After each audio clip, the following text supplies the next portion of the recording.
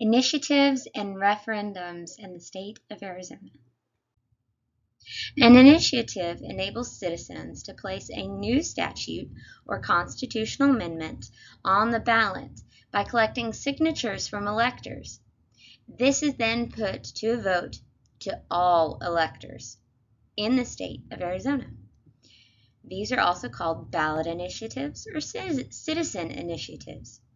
A referendum, on the other hand, is a legal process that also requires citizens to collect signatures from voters, but this is meant to ask voters whether or not they should uphold or repeal a law. Referendums are also known as veto referendums.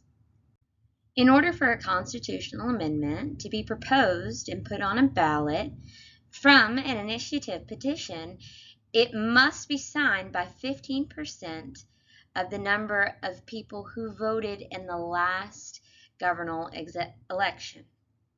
According to Understanding the Arizona Constitution, that is currently 260,000 signatures, but the exact number is going to change with each election for governor. A referendum must be submitted to state voters at a general or special election, and it must be approved by the majority of electors voting upon it in order for that decision to stand. The differences and commonalities between initiatives and referendums can be difficult to understand, especially if you come from a state, such as Tennessee, who does not have this legal process. An additional complication to understanding these legal processes is that those processes differ from state to state. In Arizona, both initiatives and referendums require a petition of electors to sign it. However, for an initiative, 15% of the voters in the last election for Arizona governor must sign that petition, regardless of who they voted for. A referendum requires the number of signatures to be at least 5% of the voters in the last governor election. An initiative proposes a change to the Arizona Constitution, but a referendum decides whether or not to veto or accept an enacted law. In order for either change or decision to come to pass, the majority of electors must agree. Arizona legislature also may not repeal the initiative or referendum if a majority of votes has been cast upon it. An important and noticeable difference between initiatives and referendums in the state of Arizona is that only 40% of initiatives were approved by voters thus far from the creation of the Constitution until present. Contrary to that, most referendums result in maintaining the law in question. There are many pros and cons to both initiatives and referendums. What is seen as a pro or con will likely differ between whether or not you are a citizen and a voter, or if you are that in addition to being a legislator. Initiatives, some positives, are that they allow the Arizona Constitution to evolve as the state evolves, and it provides a way for citizen-initiated additions to the Constitution.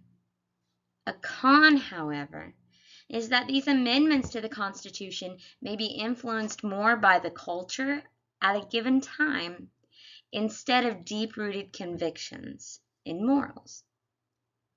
A positive would be that neither initiatives nor referendums are a vote that is either based upon the Republican Party or the Democratic Party. It is set forth by the citizens and is not party related in any way.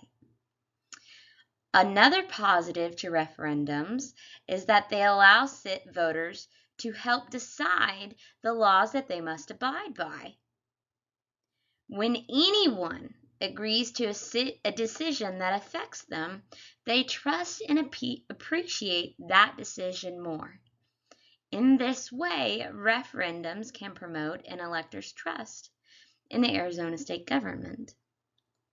A con to referendums may be that they can be seen as a waste of time and money, since the majority of referendums results in a decision to maintain and keep the enacted law in question. The question arises, how does direct democracy interact or affect the process Arizona has for initiatives and referendums?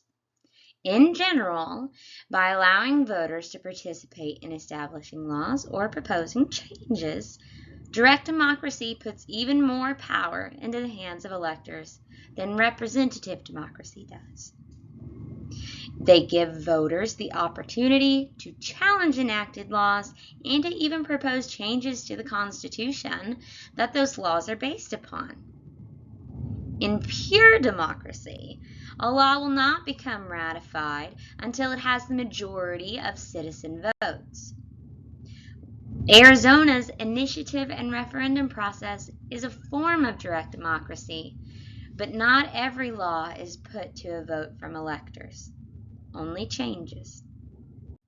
I have listed below the various references and sources that I've drawn my information from, as well as those who have guided my research, even though I may not have quoted them directly. Thank you.